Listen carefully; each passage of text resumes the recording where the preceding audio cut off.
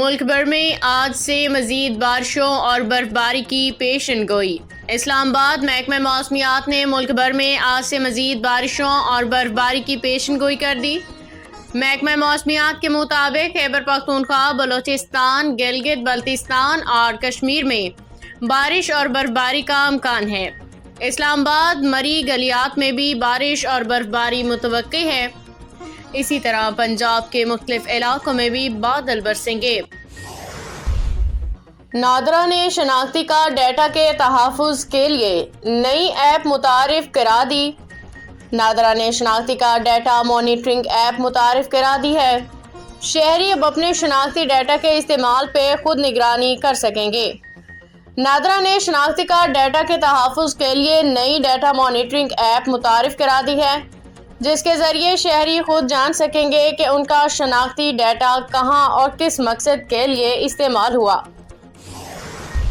حکومت نے مری میں سیاحوں کے لیے نئی سہولت متعارف کروا دی ہے۔ پنجاب حکومت نے مری آنے والے سیاحوں کی حفاظت اور سہولت کے لیے ایک نئی سہولت متعارف کرا دی ہے، جس کا اعلان وزیر اعلیٰ پنجاب مریم نواز نے اپنے ایکس اکاؤنٹ پہ کیا۔ اس سہولت کے تحت مری میں فعال موبائل فون چارجنگ اسٹیشنز نصب کیے گئے ہیں، جن کے ساتھ ایمرجنسی اور پینک بٹن بھی موجود ہے، تاکہ کسی بھی ہنگامی صورتحال میں سیاح فوری طور پہ مدد حاصل کر سکیں۔ معروف فرانسیسی اداکار کا اسلام قبول کرنے کے بعد والدہ کے ہمراہ عمرہ۔ معروف فرانسیسی T V star Dylan theory اور ان کی والدہ نے اسلام قبول کرنے کے بعد عمرے کی سعادت حاصل کر لی۔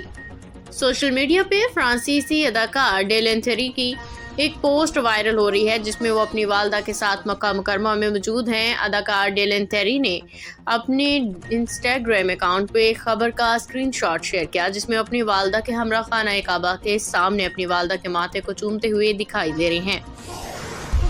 قومی اسمبلی کے یوٹیوب چینل کی بندش بارے خبریں بے بنیاد نکلیں۔ اسلام آباد قومی اسمبلی کا یوٹیوب چینل بند نہیں کیا گیا۔ اس حوالے سے میڈیا اور سوشل میڈیا پہ چلائی جانے والی خبریں بے بنیاد ہیں۔ قومی اسمبلی ترجمان نے کہا کہ یوٹیوب چینل کی بندش سے متعلق چینلز اور اخبارات میں شائع شدہ خبریں حقیقت سے آ رہی ہیں۔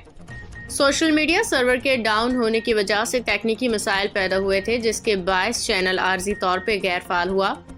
ترجمان کا کہنا تھا کہ یہ تکنیکی مسئلہ آج کے دن ہی حل ہو گیا اور وہ چینل دوبارہ آپریشنل ہو گیا۔ پارلیمنٹ کے مشترکہ اجلاس کی کارروائی اور تقاریر بھی چینل پہ اپلوڈ کر دی گئی ہیں۔